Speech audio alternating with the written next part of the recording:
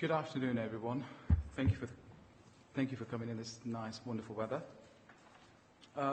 We've got some changes to the agenda. But before I start, can I have any apologies, please? Councillor Taylor, anybody else? No, I don't see somebody here. Any interest to declare?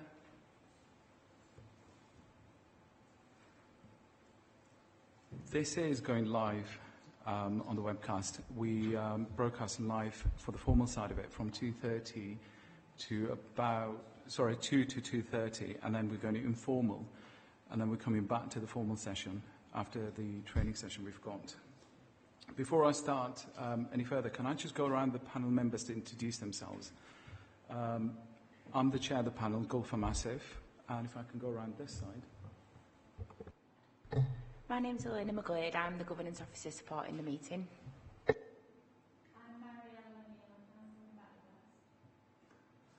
Can I just point out, Councillor Bilema is here as an observer, just waiting to be ratified by the full council as a full member, hopefully next month.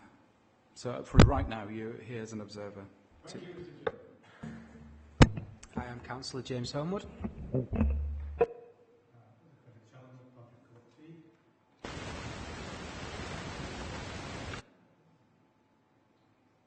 I'm Rachel Spencer-Henschel. I'm the Strategic Director for Corporate Strategy and Public Health.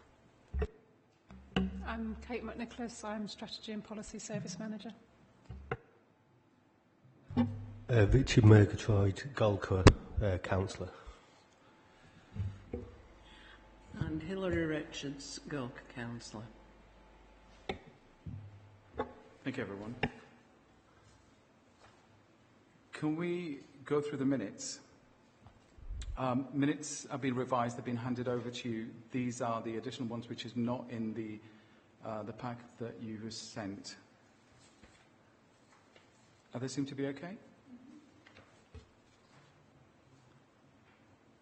Can I have somebody to just move them? Yep. Admission of the public. Seeing as this is going live, so everyone's watching it, hopefully. Rachel, over to you on the corporate plan, please. Thank you, Chair. What you'll have been circulated in advance of the meeting is a paper that identifies and explains what this year's corporate plan is about, and then there's the narrative copy of the corporate plan. I've also circulated a few copies of the fully printed version because we've just got those hot off the press, and there will be the format that goes on the website.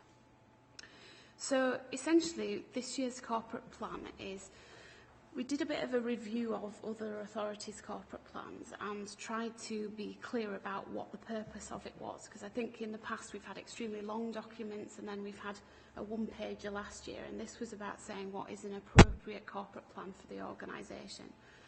So this is essentially the business plan for the council, and its primary audience is really for council employees, and it helps to identify the outcomes that the council is trying to achieve.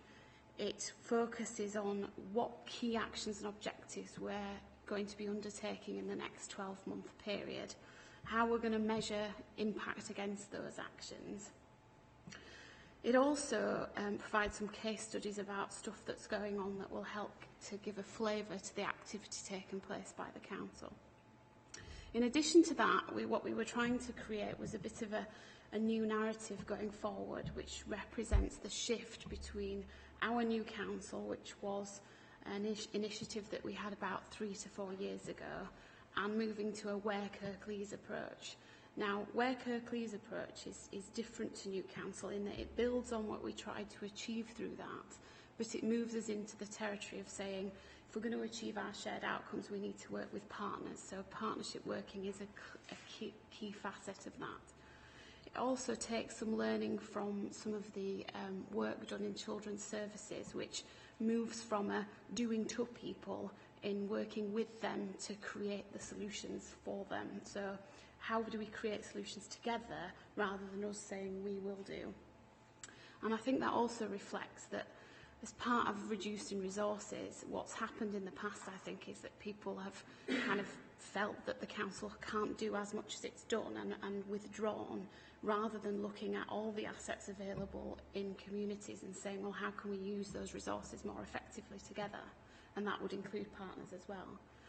Finally, the reflection that Kirklees is not one place, and certainly you as elected members are absolutely the forefront of saying this, and how can we actually design the organisation and deliver our services in a way that reflects that uniqueness about the different districts and areas of Kirklees. So how we work on a place basis and use local intelligence and insight to inform those actions is going to be key going forward. So they're the main highlights in relation to the plan. I'm happy to say more, but it should be fairly self-explanatory. I'd be interested to know your comments on it, having read it and seen briefly the published version. Just for information before I finish, it's going to full council at the end of this month, so obviously that's when it will be officially launched. Thank you, Rachel. Any questions?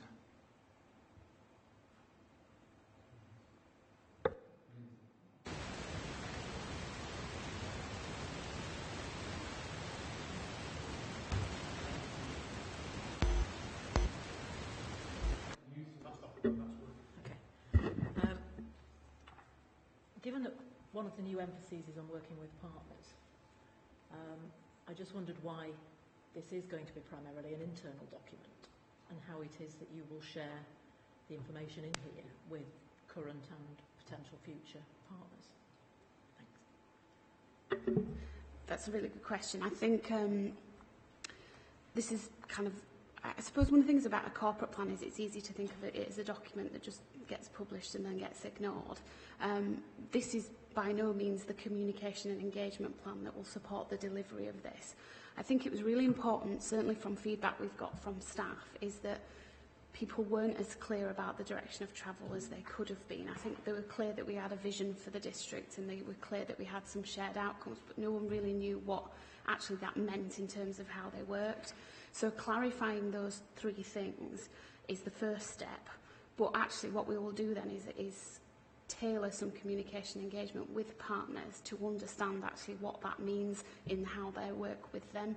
And we're going to have a look at the partnership arrangements and use those in existence to say, how can we make sure we're working in this way collectively?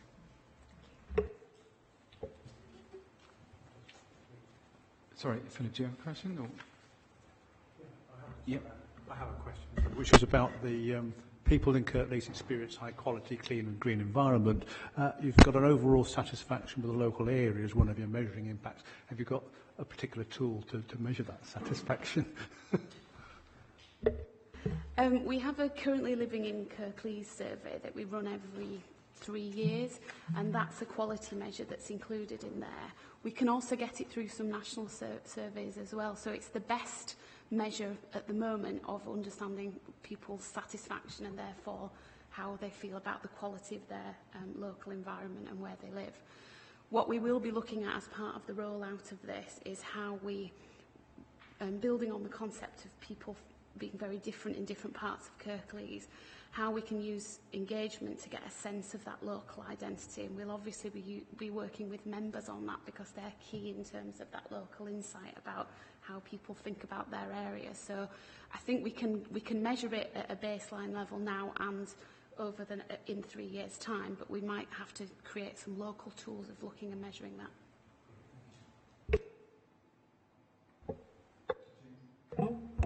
Hiya. I just have some questions about the section that's talking about people in Kirklees live in cohesive communities, feel safe and are protected from harm. So this is something that I feel quite strongly about from my own ward perspective. When I look through it, there's nothing specific there on gang and violent crime issues, which I know is a really big issue in my area. I can't see anything specifically about how we work with the police on those things, and I know there's a whole kind of gang and prevent strategy, so I'm sure that's there. It's just not. I'd just be more interested to hear a bit more about that.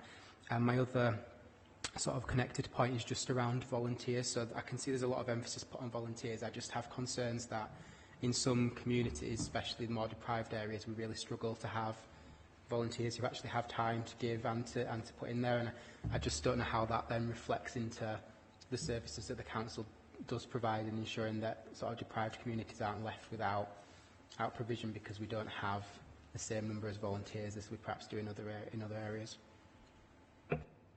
If I take your volunteer point first, I think that as part of the forward plan for this scrutiny work programme is the people strategy, and actually we've got a whole section in there about volunteers, which is both how we support staff to volunteer and also how we encourage volunteering more broadly. So there'll be a piece of work to support the volunteering that you as this panel can have a look and scrutinise. So I'd welcome your views on that, because as you say, it's very easy to assume people are available and willing to volunteer, and actually what motivates people to volunteer is very different in different circumstances, and it will be different in different districts. But often what we tend to do is create a corporate blanket approach to volunteering that assumes a level of similarity, and what we need to be better at, which is why this is so important in terms of place-based working, is to say, well, what would motivate that community to volunteering that's different to that community. So we'll put some thought into that and bring it back as part of that people strategy rollout. In relation to the gang stuff, you're quite right. I mean, we went for 10 pages and we were given a bit of grief about that, because actually you can have huge documents.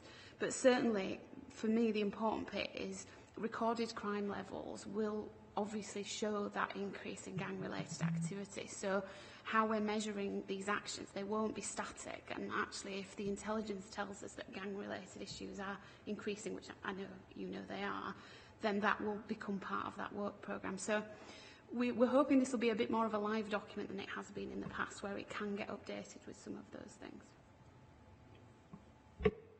Rachel, I've got a couple of points here. The first one is the survey. The survey which has been done, where does that survey go out? I mean, does it go out to every single resident? If not, then can we, rather than just sending it, kind of utilise it? For example, use community centres, various other aspects. And can we have a copy of the survey which actually gets sent? And, you know, can we look as a scrutiny to possibly advise and see how best we... I know we had some of the issues and kind of a snapshot last year, but I've got a couple of other points, but that particular one, how we can, as members, get involved in trying to get that in. Because one of the biggest issues we have is when we're actually out and about, and people are saying that police officers not coming when we ring. I mean, that's a separate issue. But how do we make that link as elected members across and have some areas work great as a working group, others, is cases when you ring somebody, you know, and you don't get that same response back. So it's kind of a two-way thing, in particular now that we don't have the area committees anymore. So we need, when we used to have regular input, or from the police and from the members and the public. So, I mean, these 2 points for now. In relation to the survey, I think there's probably 2 points. The currently living in Kirklees survey is something that it informs the joint strategic needs assessment, which gives that health and wellbeing population level snapshot for Kirklees, and we use it a lot to inform some of our commissioning decisions.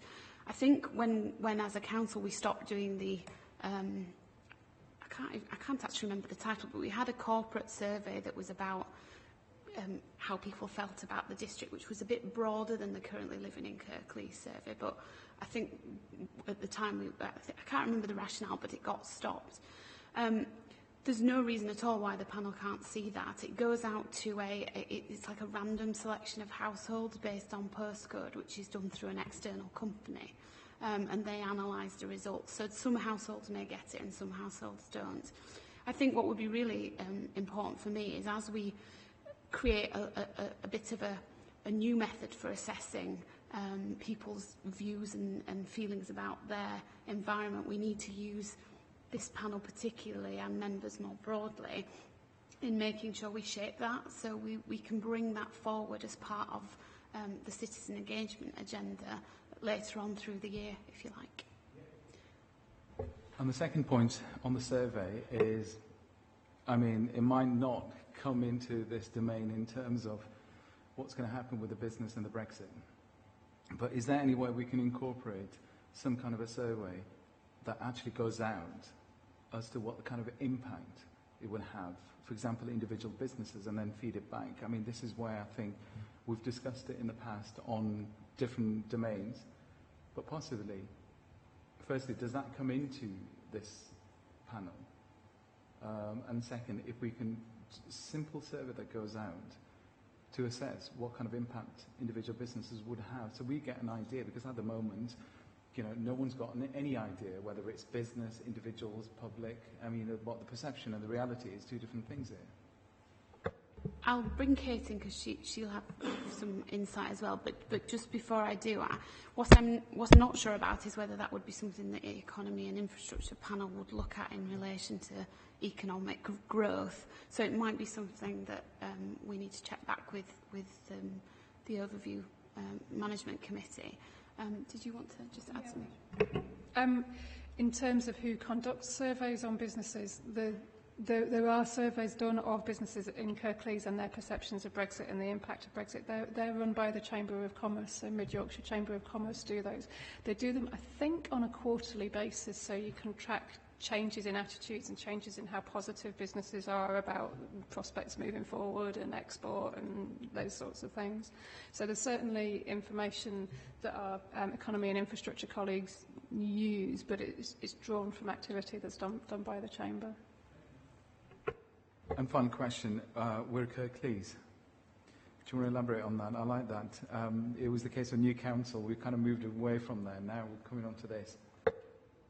I think it's, I mean, we tested it out with staff and they were keen on Where Kirklees because it reflected that kind of sense of belonging and partnership. With the broader partnership, we've got together Where Kirklees to identify that it's a different public sector organisation. Now, I'm not one for saying that logos change the world, but actually, if you've got a strong logo and people can relate to it, we can actually use that to help get key messages out. And ideally what we want as well is the concept of I'm Kirklees. So as a member of staff, I'm Kirklees, so I do something because I'm Kirklees. So we're trying to use that consistent logo to get people and staff engaged. Interestingly, though, I think a lot of the general public don't particularly identify with Kirklees as a place, but that doesn't stop us using a similar approach with people who, if the overriding view is someone says, well, I'm Denby Dale, then there's no reason there can't be Denby Dale, but also part of Kirklees. So it's probably slightly ambitious, but ideally for me, if we can get that, it will help to reflect. So some other authorities, for example, Wigan, they've got a Wigan deal where they've worked from the council and the community and they've kind of got a deal and people feel very connected to that. Obviously, Kirklees is not Wigan because people don't think of Kirklees in that way. But if we can do something that helps to create that consistent approach, then that's, for me, going to be really successful. But it won't happen overnight. But as I said earlier, I think the key for me is about recognising what members of the community and elected members have been saying for a long time, that we can't just have corporate policies that don't reflect the difference and nuances of the different communities. So how do we work on a place basis in the organisation better? And also, how do we take that more restorative approach, which means that we're not saying computer says no person, we're saying, well, actually, let's understand how we can solve this together. Philip. I think it's very brave. I'm not sure how you can get that cultural change really embedded. I mean, I'm a great one for local identity, but by being part of a bigger organisation, I won't go how far that big organisation would have been, but yeah, but it's brave, but it's interesting to see how that develops. I think one of the things I'm keen on is to kind of promote Kirklees overall, because we've got, when people are driving in and driving through, when they enter M62 and other areas, it's a case of, we used to have signs, you know, they keep changing from Calpine Stadium to St John, you know, constant change and overlap, but it's how we can promote, because I've seen in other areas, in Leeds and Bradford, where they actually use each town. As you're entering, you realise where you are, not necessarily using the sat-nav to kind of figure out where you are, but it's that pride in that, and I think we need to do more of that. But when it comes to Kirklees overall, you've got Denby Dale, you've got Dewsbury and its south-north divide and all the rest of it. It becomes a bit territorial, and have it bannered under kind of one umbrella fantastic. Certainly from my perspective, I think this is the start of something. So obviously if the panel is interested, I can bring updates back on how we're engaging with residents and how that's been informed and how that will develop. And then obviously we've got staff engagement as well. So, you know, I mean, the business stuff is probably largely to be done through the economy and infrastructure one, but certainly in terms of residents and staff, that's definitely within the purview of this one. James? Yeah, I was just going to say on that point, I think there's with Kirklees, I think there's two different things. I think there's, do people who live in Kirklees actually understand that they're in Kirklees? Because I actually think probably people don't, other than the fact it's written on the bin, perhaps. Because it is, at the end of the day, an administrative region, isn't it, really? It's, if you said someone's down south, we're in Kirklees, they wouldn't know where you're talking about. But I suppose from our building up, I think what we've talked about, our profile as an area, we should be using our individual towns and villages and our rural and our urban areas and all the different things that we have, which is quite unique in comparison to, say, probably places like Leeds that is very much an urban area. So I think it's about, there's a difference between how us and our residents perceive it and understand who they're, you know, who's providing the services for them and who they need to contact about things, and then our wider kind of profile, I guess, across the country and getting inward investment in, and which is probably going to be more on our individual towns and places that people recognise. I think when it comes to just to get a kind of feedback, this is a snapshot as to what the, you know, as we go on for the next 12 months, there's a lot of stuff which is going to come back forth, and I've always said, excuse me, if there's any issues that we need to raise as a panel, we do that. We bring it back and highlight it. So for now, it's simply a case of just getting an idea where the corporate team is and where we are. So we get an idea. I mean, as time goes on, so there'll be a lot of things being added on, and that's not just myself, but as a collective, we've got the right prerogative to add things on there. For now, Kate, Rachel, thank you very much. Can we go to agenda item 4, approach to scrutiny and prioritising and planning? This has been added on. This is kind of just to remind us, before I bring Elena in, this is just to remind us what the purpose of scrutiny panel is. And just to go through some principle, and this has come in from the oversight scrutiny management on an annual basis, just to go through the basics, rather than, can I pass it on to Elaine, please? GoFam's basically explained exactly what it is. It's just a briefing note from Overview Scrutiny and Management Committee, just to explain what the Management Committee expects of each of its panels for this year and how they'd like the approach to scrutiny to work. So it's just for panel members to know the content of the report and then specifically the role of the panel lead members for the chair.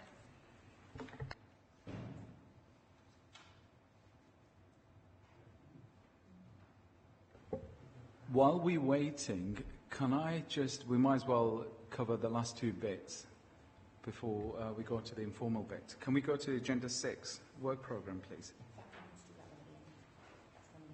Have we got time to do that now?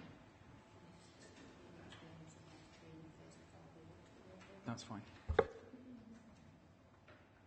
Sorry, can we do number 7, which is the meetings, future meeting times, so we can actually get through?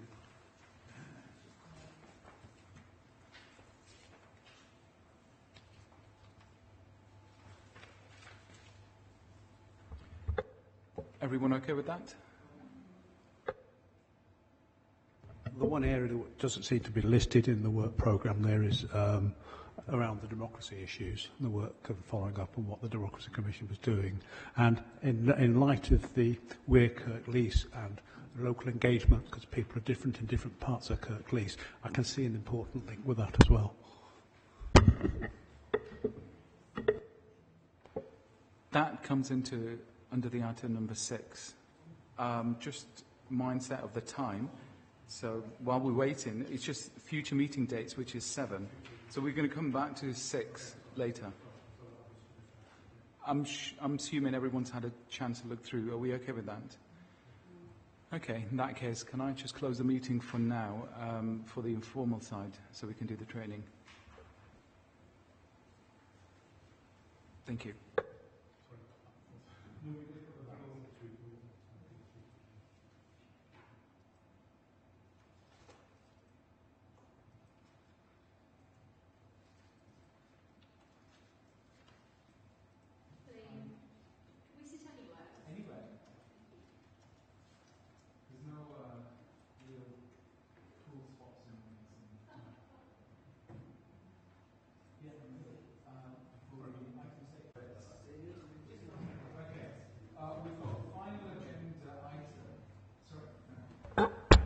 We've got the final agenda item, which we needed to cover before I finally close this. That's agenda item 6. Can we just go through, look at the work programme?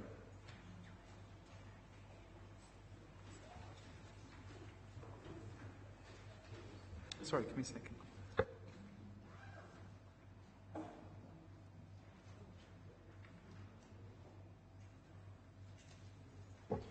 For each of, for example, financial monitoring, corporate plan access, we need to identify which are the areas we need to focus on. So, can we start? Yeah. You've had Elena pass you around kind of the questions, some of the stuff that we're looking at, some of the action points and the outcomes. I mean, Eamon's here. I think we briefly discussed this. Most of this stuff, subconsciously, we actually cover this on every single meeting. Elena, do you want to go through this briefly?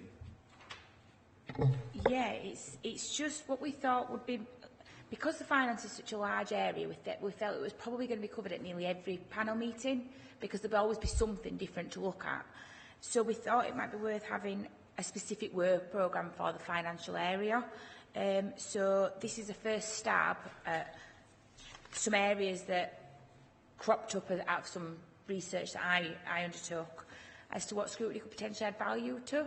So basically just having a look through and just seeing if you agree with everything that's in the tables, if there's anything that I've missed that you'd like including.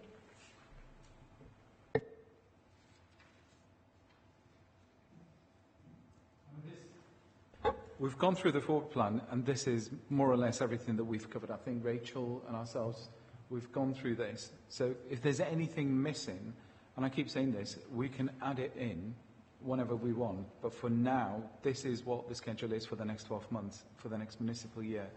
Are we all in agreement?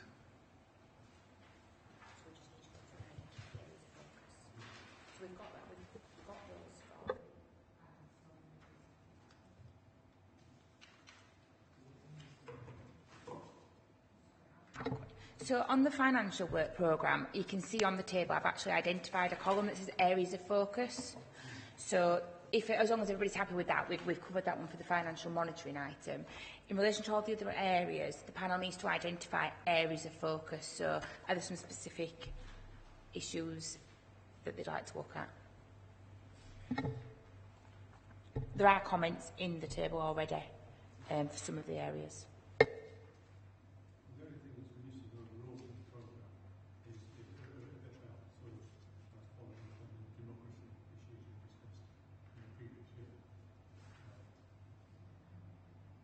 I mean, do you want to add that in? I know we've got it coming back.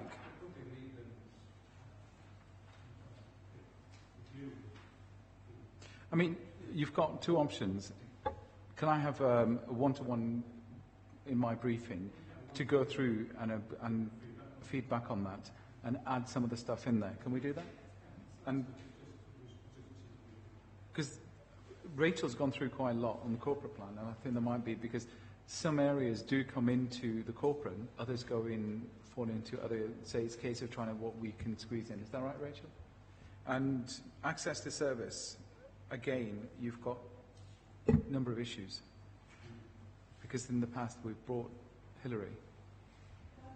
On this, there's savings and efficiency plans. Now that could be a very good area to keep an eye on. Because that's something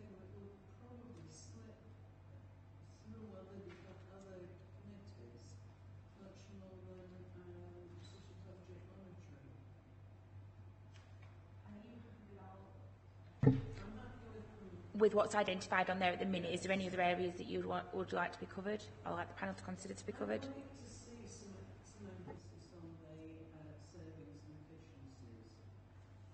because, you know, it can go over the top as well as not be enough.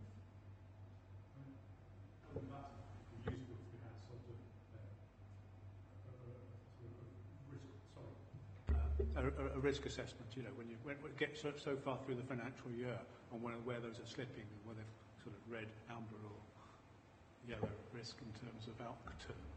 I think, sorry, Eunice, I think when it comes to the financial monitoring, it goes into the briefing, we do have regular feedbacks coming in. Certainly we did that last year. So when it comes to that, we can bring that back, and usually it's on a quarter basis. That's not an issue, yeah. Are we okay for number 4, transformation programme? Because the procurement's coming back, kind of feedback from what we had last year.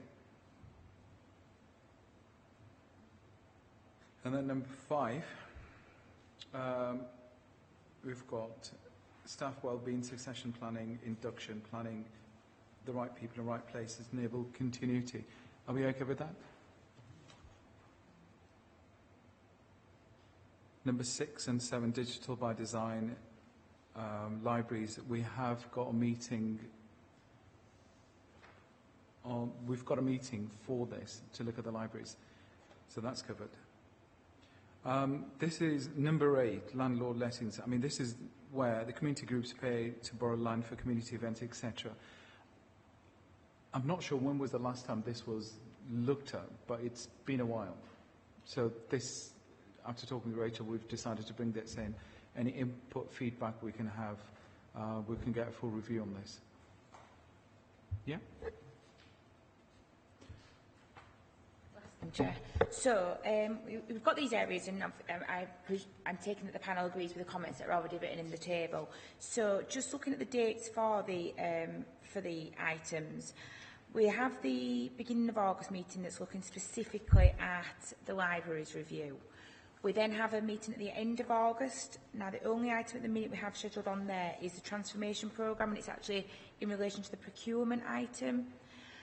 Just to try and identify what the panel's trying to, well, what the approach to scrutiny is for this year is we want to provide officers with the panel's remits prior to the meeting, so that hopefully the cover reports and the issues presented to the panel at the meeting are covering the areas that the panel specifically want to look at, not the officers giving you what they think you want and then maybe some questions coming up afterwards. So are there any issues that any panel members have in relation to the procurement item that I can highlight with the officers prior? What date have you got for the libraries? We've had our library meeting today, and I was asking Carol and Graham when would be a good point at which I invited them back to the Friends meeting. And once we talked about it a little, we're going for a September meeting, because it seems the library stuff is going to be later than early August. I just ask, you know, how it's going to work out. This, my understanding is, correct me if I'm wrong, it's going to the Cabinet back end of August? And this is the final version of the independent review. Now, we can look at that. I don't think that's changed in anything, the timeline for going to the Cabinet. Because when I pressed a little bit, they wanted the meeting that bit later than it appeared to start with. So. Rachel? We can check it. I mean, the report is due to go to Cabinet at the end of August, but my understanding is that will be the consultation findings. I'm not necessarily sure that will also be a proposal going forward. So I think the session to discuss at scrutiny is to inform you of the consultation findings and to get your views and input into that as part of the scrutiny process. So I suspect in terms of actually getting to the point of a decision being made, it may not be at that point, but I can't speak for definite, but there's definitely a role for scrutiny as part of that process to be able to discuss those consultation feedback. Could I just ask, has everybody received a copy of that? I mean, I know it's a long-winded, hence the reason we thought we have a separate meeting. It's not going to be that long, but it's for us to get the chance. But trying to go through that and we can, whatever feedback we can give. And yeah, if anybody hasn't, then we can send another one, but it's certainly gone out to all the members. James. A separate issue just about procurement. Can we look at social value policy? Is that part of it? It's been discussed previously, and it was on last year very briefly, and it was identified that there is actually the asset liaison group that specifically an element of their work is on social value. I mean, I don't know what Rachel. Sorry, I think some of that work has been done by asset liaison, and they've gone through quite intensive. So I was told that rather than kind of duplicating the work, just leave it on that side of it. So, I mean, Rachel. I mean, just as an aside, you may have seen that we've commissioned the Centre for Local Economic Studies to do some work assessing our spend in relation to social value.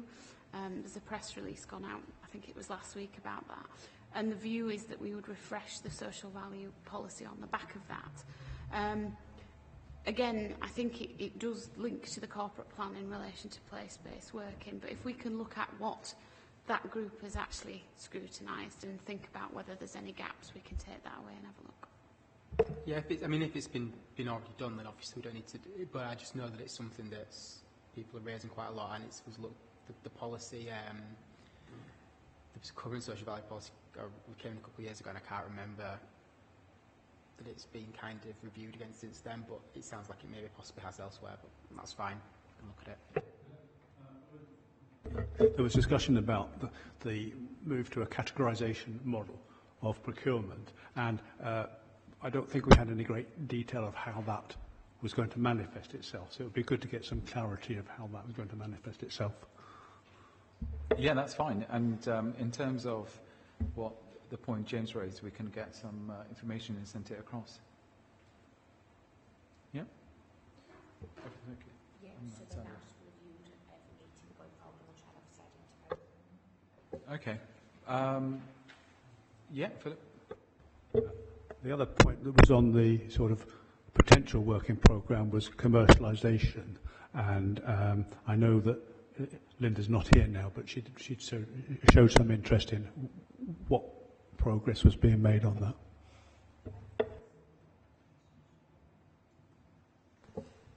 Yeah, we can get that update, and certainly we'll, and there's a number of briefings that I've got, so we can feed that. And the other thing is that anything which is coming in prior, coming into the next meeting, we can actually have further clarification on that, so we get plenty of time on that. So if we're happy with that, I mean, again, I say this is not the final set version of it. This is what we're working on principle, but if there's anything to add, we can add and amend. On that note, if there's no further comments, I want to officially close the meeting. Yeah, thank you. Thank you for coming.